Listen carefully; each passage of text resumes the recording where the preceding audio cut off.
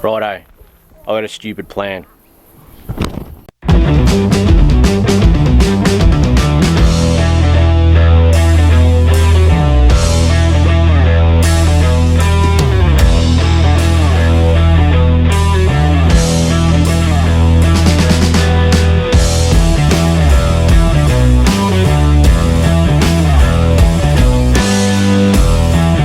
Righto, we'll talk about this thing in a second. So here's my plan, right? As you guys know, you've watched me build trucks and stuff like that and heavy boiler making stuff. Moving now into the restoration stuff with thin sheet metal and rust repair and building panels, you know, accumulating like the English wheel, the bead rollers, the guillotines, the folders, all that sort of stuff that I'm buying. I can use it, but I would far from being a pro, right? I don't want to get stuck into the likes of the Tirana or the XY and wreck those panels. So I was doing a tow yesterday and I come up, and I've been up here quite a few times with these guys and bought a lot of cars in and out and stuff, and I noticed this, which is a 35 Studebaker. It's a 4-door, it has suicide doors, as you can see, right? It's rough at best, but it's fairly complete. It's missing that center grill piece, but we can make that. But these pieces here have become very thin, and even those side pieces. The doors and stuff are there, so my plan would be, okay, so see up in the top corner up here, up in the top corner here, something like that. So move the roof forward, so you can imagine you cut here, right?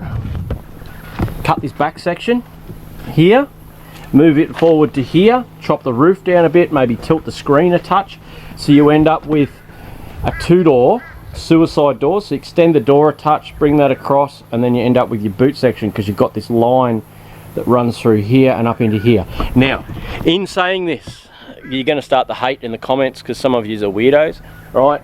This may never ever get finished. This might be just a test meal for me to work out bending steel and bead rolling and English wheeling and doing all that sort of stuff to be able to make the panels to, once I chop here, to be able to reform this piece back into the back section, like and using the planishing hammer on like these guards here, getting these dints out and rolling those edges and using the stretchers and the shrinkers and all that sort of stuff.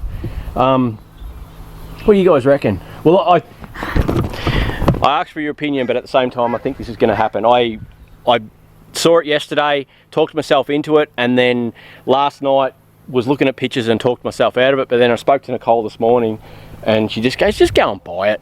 Like, I just said that to my mate here, and he goes, yes, most missuses aren't like that, they tell you to stop. Mine's not though, she doesn't care, she just encourages me to push harder. But yeah, so it's like a little rumble seat bit. You see there's some other parts and stuff, but it's all pretty rusty and terrible. It's got some extra guards there, which would be good. We can reuse them for another thing.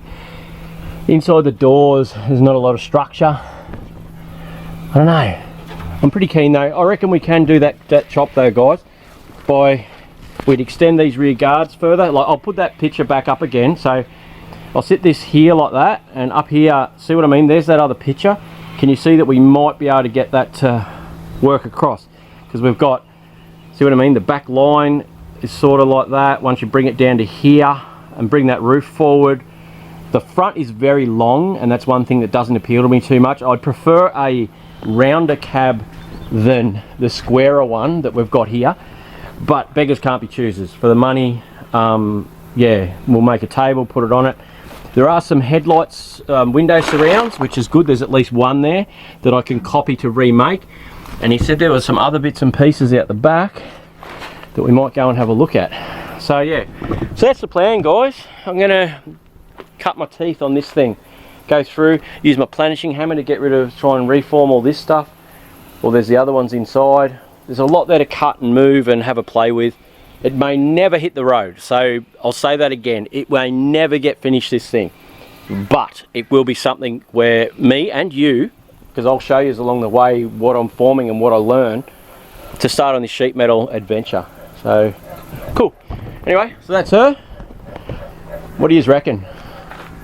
What a beast, eh? What a beast. Right, so he's taking me out the back. This is, yeah, I'm actually, a few of the little things that I was worried about yeah, so you've got these other bubbles here, and there's a lot more window surrounds. There's a radiator. These are some more sideboards. There's some more doors, and the window surrounds, which is good. Even though some of them are a bit rusty, but just finding them, you'd never find them again. They're awesome. We can put them in the molasses and get them sorted. So, all right, guys, I reckon that's a decision done. That's yes, we're gonna have a play. As I said though, you're going to watch along the way. We'll see what we can build. It might take 3 or 4 different forms until we get the right sort of shapes and stuff, but I'm just keen to use that English wheel, use the planishing hammers, use the bead rolls, the shrinkers and all that sort of stuff on something that's not worth a lot of money, instead of destroying good panels and stuff. It's going to be a learning curve, but as I've said all along, you can do anything. If really stupid people do this stuff every day, which means we're able to do it, because we're really stupid people too. All right, Jakey boy, look at this 2-door Escort. I've been looking for ages. Hopefully they'll be able to part with this. His dad doesn't like selling stuff. He don't like Fords. Oh, he doesn't like Fords. We're in, fellas. Yeah. All right, we might have to go and, oh guys, oh, my leg is still bad. I've only got my little brace on, and by the time I leave here I'm definitely going to need my big brace, because it's destroying my leg. I can just feel the rust, feeling it falling away in my fingers underneath here. Oh, that was a big bug or something. Spiders, things we do for these cars, eh? Where's the latch? I might have to look.